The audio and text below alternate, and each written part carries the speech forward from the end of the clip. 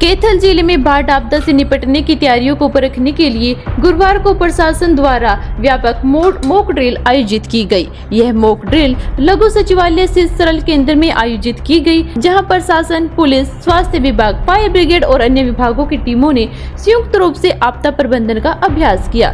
Mock drill के दौरान पहले सायरन बजाया गया, जिसके बाद लाउडस्पीकर के माध्यम से लोगों को सतर्क रहने और सुरक्षित स्थानों पर जाने की घोषणा की गई। सूचना मिलते ही प्रशासनिक टीमें तुरंत मौके पर पहुंची।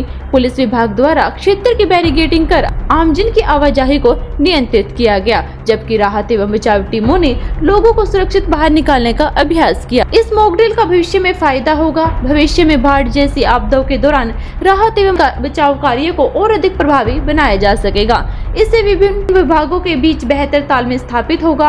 आपदा स्थिति में त्वरित कार्रवाई संभव होगी तथा लोगों को समय रहते सुरक्षित स्थानों तक पहुंचाने में मदद मिलेगी। साथ ही आमजन में भी आपदा के प्रति जागरूकता बढ़ेगी। इस खास मौके पर एसडीएम ने क्या कहा, सुनिए। कि आज फ्लड के कारण बिल्डिंग कोलैप्स की मॉक ड्रिल हमने 2 साइट्स पे की है। एक साइट हमारा ये सरल केंद्र था, दूसरा site government senior secondary school committee चौक पे है, दूसरा वहाँ था।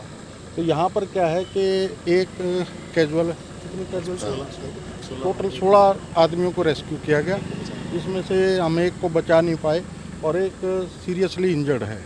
एक को फर्स्ट एड के बाद छुट्टी दे दी गई है। दूसरी साइट पे हमने 5 आदमियों को रेस्क्यू किया है, जिसमें से 2 डेड थे और बाकी को सिविल हॉस्पिटल में भेज दिया गया।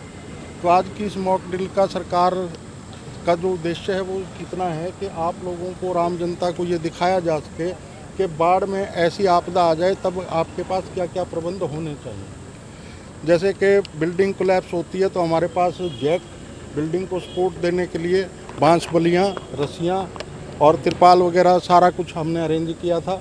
मौके पे साइट्स पे अब भी वो सारा कुछ उपलब्ध है। पंप सेट हमने अवेलेबल कराए थे कि डी वाटरिंग में सहायता मिले। और जैसे ही सायरन बजा कैजुअल आपकी आपातकाल की अधिकारियों द्वारा घोषणा की गई, सायरन बजते ही तुरंत हमारे कंट्रोल रूम हरकत में आया। उसने सारी जगह फ़ोन किए। बिल्डिंग्स में कोलैप्स के कारण जो आदमी इंजर्ड थे उनके लिए स्पेशल बेड्स सिविल हॉस्पिटल में अरेंज किए गए। सभी ब्लड ग्रुप्स के हमारे पास पर्याप्त मात्रा में ब्लड यूनिट्स थी हमारे पास और सभी को बिल्कुल आराम से और त्वरितता से हमने जो है कार्य किया है।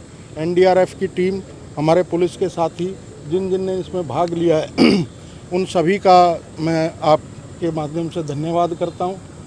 और मैं आपसे ये भी अनुरोध करूंगा कि इस जन चेतना को व्यापक रूप से आप प्रसारण दें, ताकि आम आदमी को इस प्रकार से होने वाली अवांछित अप्राकृतिक घटनाओं के विरुद्ध वो तत्परता से क्या कर सकता है, इसकी जानकारी आप लोगों के माध्यम से उन्हें उपलब्ध हो सके। सर सबसे पहले क्या करें? कहीं ना कहीं जनता को एक मैसेज देने की कोशिश भी की जाती है कि जिला प्रशासन कितना तैयार है। ये एक अभ्यास है और ये हम इसलिए दोहराते हैं ताकि एक तो हमारी जो टीमें हैं वो तैयार रहें, दूसरा जनता हमसे इस अभ्यास को देख के ये सीख सके कि ऐसे आपातकाल में उनके द्वारा क्या तैयारियाँ की जानी चाहिए और क्या क्या उनके पास उपलब्ध होना चाहिए।